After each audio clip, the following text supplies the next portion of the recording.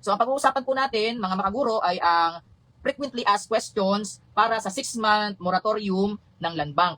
At ang pinakahihintay na tanong ng lahat, ayan, ito po. Nasasagutin din po natin, mga makaguro.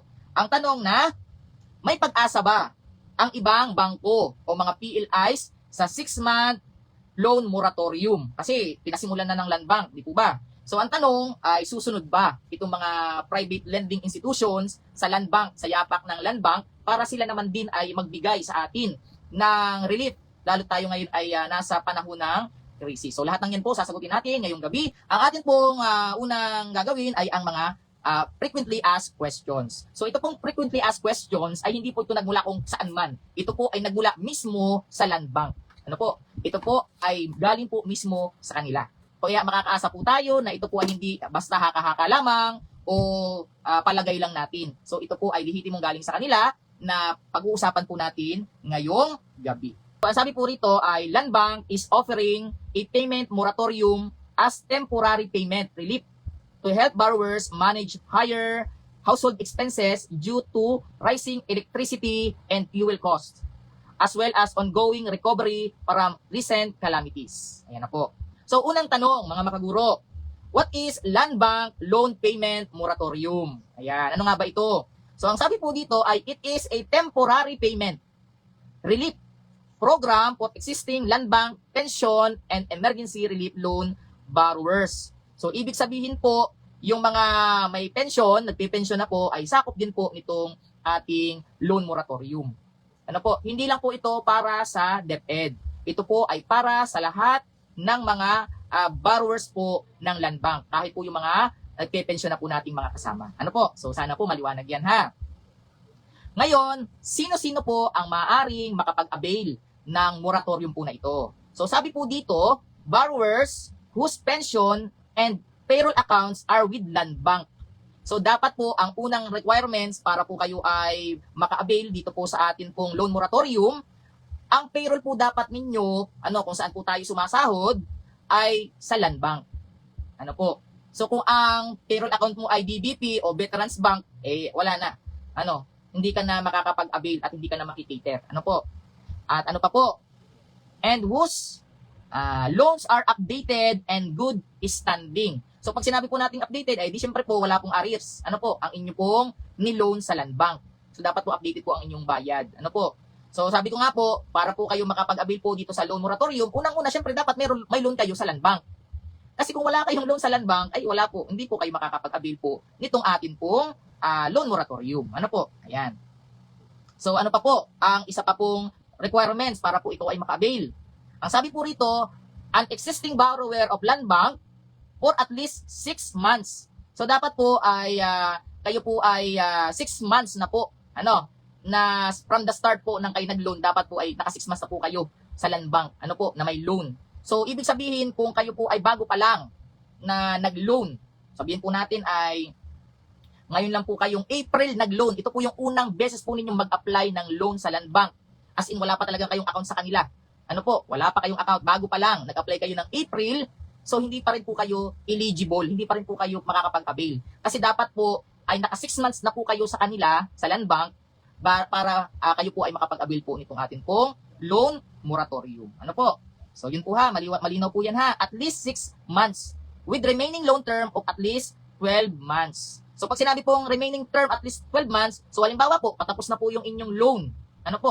Patapos na po yung inyong loan sa kanila. Dapat po at least meron pa kayong 1 year.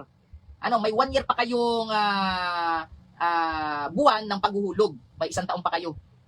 At least 12 months bago matapos yung inyong loan sa kanila. So yun po ang mga qualifications para po kayo makapag-avail po ng loan sa Land Bank.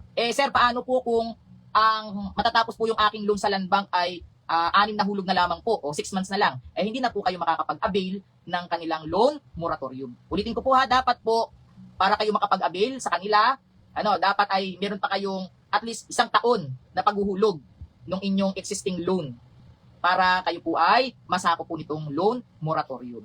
So sana po malinaw at nasusundan niyo po yung atin pong pinag-uusapan ngayong gabi. Ngayon, mga kasama, ang sabi po dito, ang isa pang tanong ay how do I benefit from this program facility? So sabi po dito, ang sagot po nila, you may pause, pwedeng ipatigil, your monthly loan amortization payments for 6 months. Ayan. So ibig sabihin, sa loob ng 6 na buwan, yung perang ihuhulog mo sana sa kanila ay pwedeng ipatigil. At saan mapupunta? Yung pera na hindi mo ibabayad sa kanila, ay di syempre, mapupunta yun sa iyo. Meron ka ng panggastos sa loob ng 6 na buwan. Mga kasama? Meron na kayong panggastos sa loob ng 6 na buwan. Kaya imbis na kukunin ng bangko, yung pera, yung amortization, ay diretso yan sa inyo. Kayo ang makikinabang yan. Ayan. Parang katulad lang din ng pandemic natin, di ba?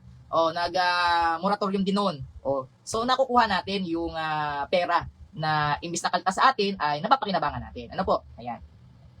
So next po, kailan po ba ito magsisimula? Ayan, ito po ang schedule po natin from June 15 to November 30, 2026. So yun po yung coverage po nitong ating loan moratorium. Sabi po nung isa pong nakausap po namin ay naghihintay lamang po ng go signal sa central office para po mapasimulan na po ito na lalo po sa DepEd, mapasimulan na po ito doon sa mga guro na may loan sa Land Bank. Ayan, So, yan po yun. Next po na katanungan, mga makaguro. Sana po nasusundan po ninyo ako ha. Pag po may tanong kayo mamaya, after po natin ng talakayan, sasagutin ko po kayo isa-isa. Okay. So, sabi po dito, from June 15 to November 30, 2026, during this time, you will not need to pay your monthly dues. Ayan. Next question po, will there be extra charges? Ayan, yan nagkakaroon ng pobya yung iba. Baka po sir may penalty, sir baka naman po yan ay may hidden charge. Ano po ba? So ang sagot po mismo ng Land Bank, ulitin ko po ang binabasa ko po ay mismong galing po sa Land Bank. Ipapakita ko sa inyo, Ayan po. Ayan. So galing po talaga yan sa kanila. So katulad po na sinabi ko sa inyo, hindi po tayo dito naghahaka-haka lang o palagay lang. Ito po ay direktang sagot na po ng Land Bank sa ating mga katanungan. So ano po yung nga po yung tanong kanina? So sabi dito, will there be extra charges? Ang sagot po ay yes. Interest will still apply during the payment break. This will be added to your last 2 loan payment due dates based on your amortization schedule. Ayan, ako. May interest pala. So may interest pala ito na ipapataw sa mga mag-a-avail nitong loan moratorium. Ulitin po natin ha. Ang sabi po, will there be extra charges? Sabi, yes. Interest will still apply during the payment break. Ayan may interest po ha. Pakitandaan, may interest. This will be added to your last 2 loan payment due dates based on your new amortization schedule. So yung interest daw po na yon na idadagdag, ipapataw ng Land Bank ay ilalagay doon sa pang 2 buwang mong last na hulog sa kanila. So halimbawa po, ipagpalagay po natin para sa madaling pagbibigay ng example. So halimbawa po ay 1 year na lang po ang hulog nyo sa Land Bank. Sabihin lang po natin na ngayon po ay buwan ng January, halimbawa lang. So ibig sabihin, yung last 2 hulog mo ay November at December. So yung interest na ipipataw sa iyo sa payment break ay doon ilalagay sa buwan ng November at December. Kung 1 taon na lamang kayo maghuhulog ng inyong loan. So ganun po yun ha, mga kasama. So ngayon mga kasama, siyempre itatanong ninyo, sir, kung wala po kaming bayad na sa loob ng 6 na buwan, ano po ang mangyayari? So siyempre po yung atin pong term ng pagbabayad ng ating utang ay tawag dito, yan po ay hahaba. Hahaba po. Ma-adjust lang po yung atin pong schedule po ng atin pong loan term ng bago po tayo matapos ng pagbabayad sa kanila. So ilang buwan po ang madadagdag doon sa new payment po natin ay di 6 months din po. 6 months din po. So kung halimbawa lang po January po tayo January po at ngayon halimbawa lang January. Tapos po ay sabihin po natin na matatapos na po ang ating loan ng December. So syempre dahil po nagkaroon ng loan moratorium ng 6 months, ang mangyayari, imbis po na December na yung tapos ng inyong loan sa Land Bank, ay mag-a-adjust po siya ng another 6 months. So ang mangyayari po niyan, ang katapusan na po ng inyong loan sa Land Bank ay magiging by the month of June na po. Kasi nag-adjust po ng another 6 months dahil nga po nag-moratorium tayo ng 6 months sa taon na ito. So sana po ay nasusundan po ninyo ako ha. So next question, what happens after the relief period? Kapag tapos na daw yung relief period na 6 months, anong mangyayari? Your regular monthly payments will resume. Babalik na po ulit sa dati. Kakaltasan na po ulit tayo at yung ikakaltas na yon ay ibabayad syempre natin dun sa ating na loan sa Land Bank. Mga kasama? Next po, will my loan term be extended? Ayan. So, meron din pala rito. Ano po? So, ang sabi po ay yes, your loan will be extended to reflect the missed payments. However, for pension loan, ayan, ito naman po ay para doon sa mga pension loan naman. The borrower's age at loan maturity shall not exceed 75 years old. Ayan.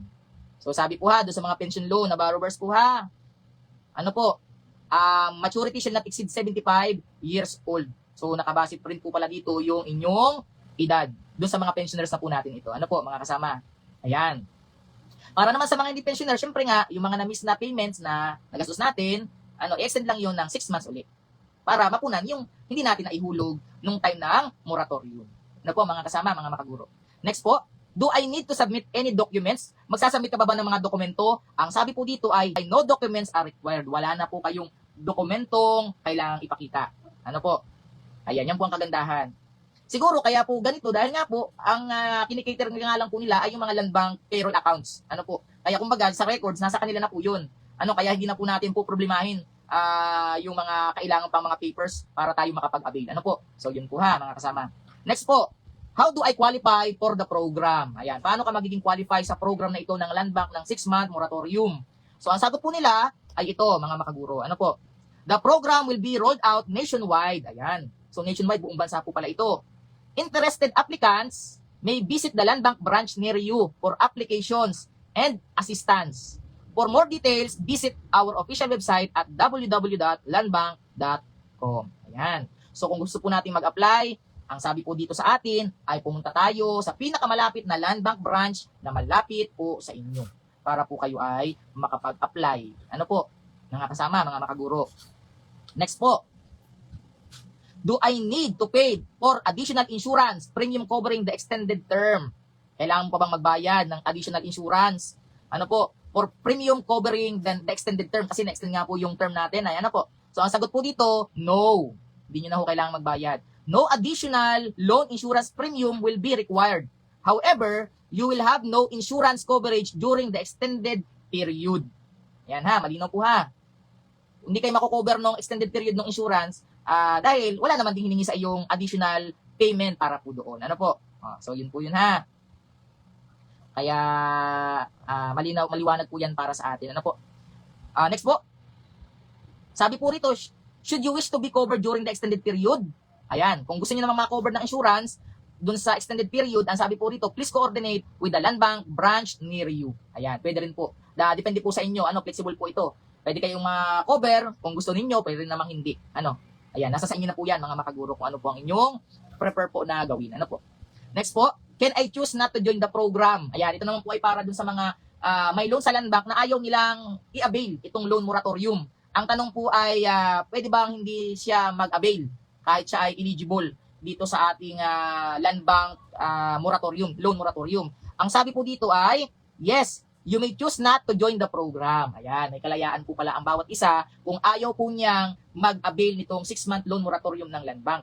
Hindi naman po ito sa pilitan, mga makaguro. Ano po? Kung ayaw mo, kung may loan ka sa land bank, eligible ka, ayaw mong i-avail, pwede po. Kasi may iba kasi mga makaguro na gusto na nilang matapos agad yung kanilang loans. Kaya yung iba, hindi na po nila yun ginagrab. Hindi na po nila yun kinukuha, ina-avail. So, yun po. So, nilarespeto po ng land bank yung inyong desisyon kung ayaw po ninyo. Ano po? So, sana po ay maliwanag po yan. Next po, mga makaguro, na tanong. So, sabi po dito, can I still apply for a loan renewal even after availment of moratorium? Yan. Pwede ka pa daw bang mag-renew ng loan? Magre-renew ka ng loan? Pwede ba yun? Pagkatapos mo maka-avail nitong moratorium? Ang sabi po rito, yes. However, pwede naman daw mag-reloan. Ano po? Pero, ito na. Borrowers with loan renewal within the period of June 15 to November 30, 2026 shall no longer be eligible for the moratorium. Ayan, hindi na kayo magiging eligible sa moratorium. Kaya yung mga nagpaplano dyan na mag-renew sa land bank, hindi na ako kayo magiging eligible dito. Ano po? So, okay na din kasi ikaw ba na magre-renew ka pa, ay meron ka namang makukuha, di ba? Buwan-buwan sa land bank. Ano po? Nitong ating loan moratorium. Ano po? So, yun po, mga makaguro. Ano sa tingin ninyo? Okay ba? Sulit ba yung ginawa na ito ng land bank? O ano ba ang masasabi ninyo, mga makaguro? Ha? Ayan. So may tanong kanina, sasagutin ko na. Ang tanong niya ay ganito. Pag ba siya ay may iba kasi na nag-aakala na itong loan moratorium ng Land Bank ay parang loan moratorium ng GSIS. Hindi po, mga makaguro. Ano po, tandaan po natin, ang GSIS po kasi, ang inoffer po nila ay loan moratorium through refund. Ano po? Refund po sila. So, ibig sabihin po, yun nung pong buwan ng December, January, February, 3 months, ano po, yung pong mga inihulog mo doon ay inirefund lamang sa iyo. Kaya yung po ay biglaan. Ano po? Kasi nabigay mo na yung pera na yun eh.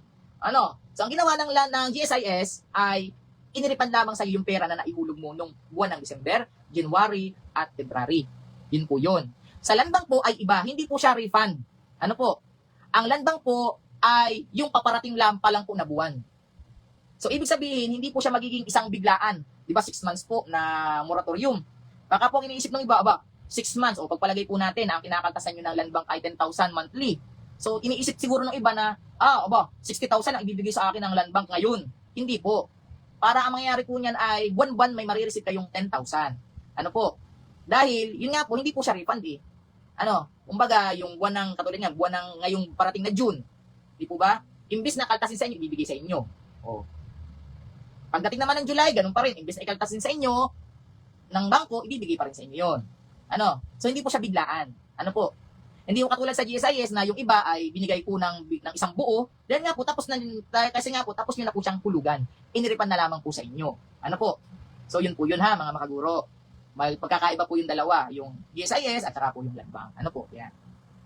So, sagutin na rin natin yung tanong, na sinabi ko rin sa inyo kanina. Ano po? Na, ito po ba sir na ginawa ng Land Bank na 6 months loan moratorium ay magagawa rin ba ito ng mga private lending institutions? Ano po? Magagawa rin po ba ito ng PLIs? Sa ngayon po ay hindi ko po yan masasagot dahil wala pa po silang inilalabas na statement, pero tayo po ay umaasa na magkaroon din po sana sila ng konsiderasyon. Dahil kung wala naman po tayo, ay hindi rin naman po gagana. Hindi rin naman po sila kikita ng malaki. So sana ay tayo ay mapagbigyan ng mga private lending institutions para naman po makatulong kahit papaano sa atin. Ano po? Wag naman po sanang take lang ng take. Ano po? Sana ay give and take po tayo. Natulungan po natin sila. So sana matulungan din po tayo. Ano po? So sabi nga, nagpasimula na ang Land Bank.